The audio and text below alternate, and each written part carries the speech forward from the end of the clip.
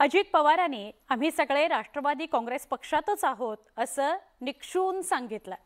त्यामुळे ठाकरे गटाचा जीव भांड्यात पडला।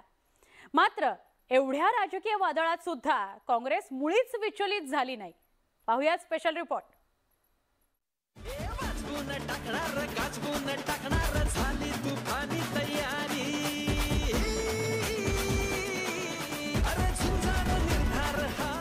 राजकीय वादळात काँग्रेसचं तुफानी राजकारण राज्यानं पाहिलं।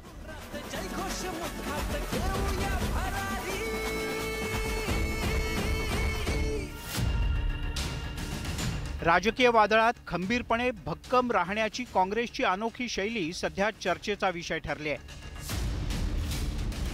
कारण अजित पवार सत्तेत सहभागी होण्याच्या चर्चेनं महाविकास आघाडीतल्या ठाकरे गटाची दातखिळी बसण्याची वेळ आली होती। त्यामुळे हवालदिल झालेले उद्धव ठाकरे, संजय राऊत हे शरद पवार यांच्या भेटीला गेले। आता पुढे काय होणार या भीतीतून संजय राऊत यांनी सामनातून अजित पवार यांच्यावरही तोफ डागली, माध्यमांना बाईटही दिले। दुसरीकडे महाविकास आघाडीतील घटक पक्ष असलेल्या काँग्रेसच्या गोटातून मात्र सगळं कसं शांत वातावरण होतं। या नेत्यांनी ना टेन्शन घेतलं ना कार्यकर्त्यांनी घेतलं। मला राष्ट्रवादीमध्ये काय चाललंय हे बघायचं, मला दुसऱ्याच्या घरात झाकून बघण्याचं काम काँग्रेस कधी करत नाही। एकमेकाचे घर फोडून या पद्धतीने घर सजवलं जाऊ शकत नाही। एक दिवस तुमचंही घर फुटेल, ते मी नाशिकच्या निवडणुकीमध्ये सांगितलं आणि जनतेने त्याचं उत्तर दिलं। त्यामुळे हे जी चूक करायला भाजप निघालेली आहे ते करू नये हा सल्ला आमचा त्यांना आहे।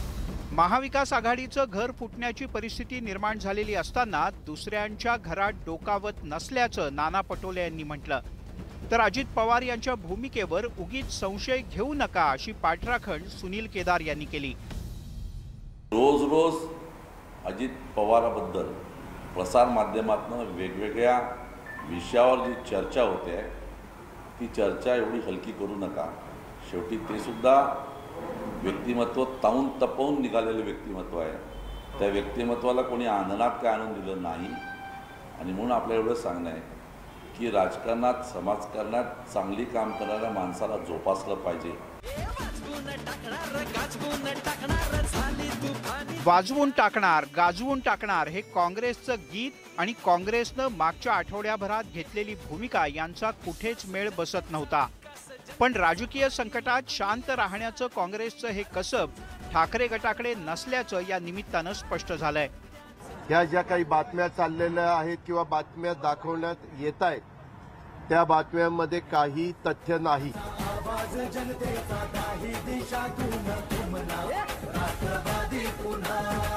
काही का असेना अजित पवार यांनी घेतलेली राष्ट्रवादी पुन्हाची भूमिका महाविकास आघाडीला तुर्तास तरी जीवदान देणारी ठरली आहे। Bureau report, news 18 Lokmat.